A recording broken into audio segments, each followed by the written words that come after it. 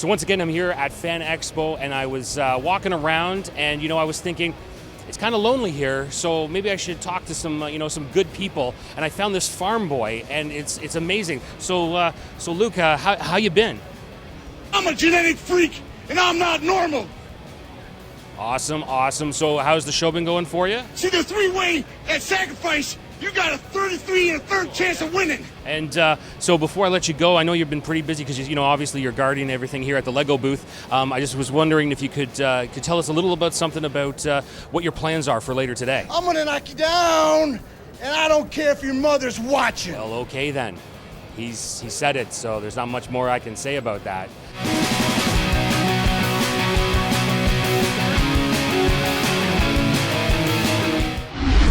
On Umbrella Academy, you play, of course, Luther, he's a very tragic character. He's been through a lot. Do you feel that the thing that's driving him, do you feel it's more that he's looking for acceptance from his father, or just looking to be seen as his true self by someone?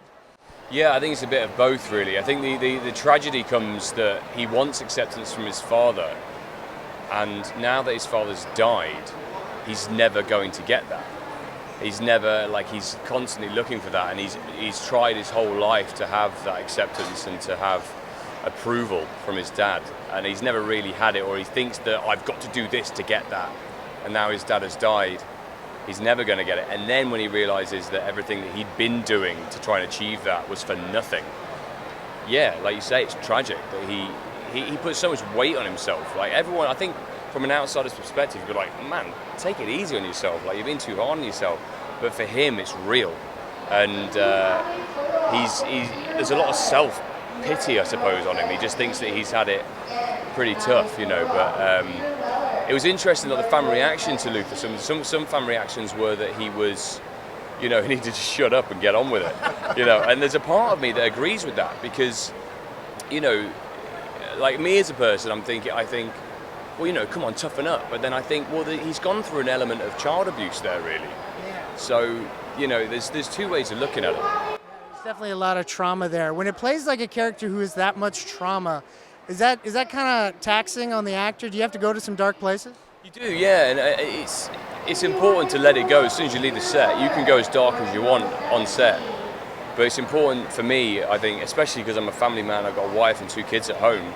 When I go home, I'm not carrying that crap with me, because you do have to go to make it real. Yeah, you gotta feel it. You gotta know what it's like, and you gotta put because the thing is, the way I always see it is like your brain is forcing your body to experience something that isn't actually real, but you're making it go through it. You're forcing your body into that kind of traumatic state.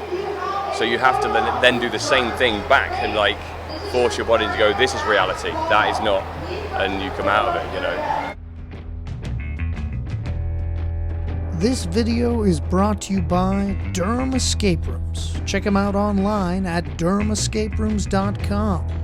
Can you escape?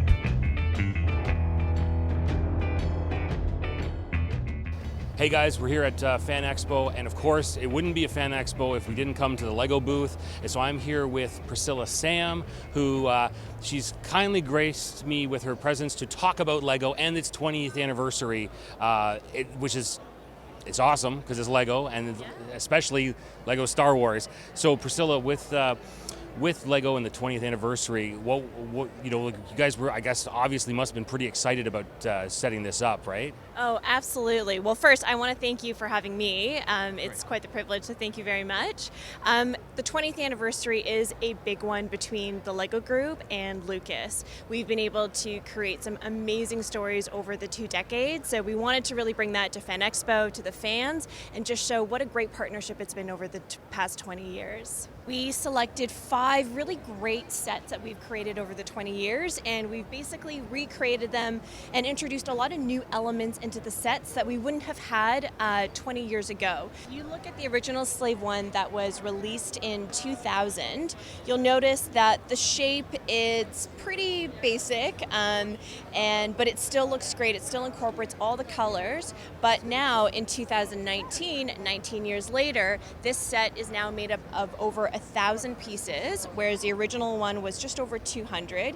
You can see there's a lot more shape, there's a lot more dimension, there's a lot more layers to create a much more realistic look for the Slave One. And what's really great is that it incorporates a lot more playability. So when you're talking about enhancing that imagination and really playing out those amazing moments in the movies, this Slave One is awesome. There's actually a handle built underneath that so kids can actually fly the ship, and it includes a number of new minifigures in the set as well.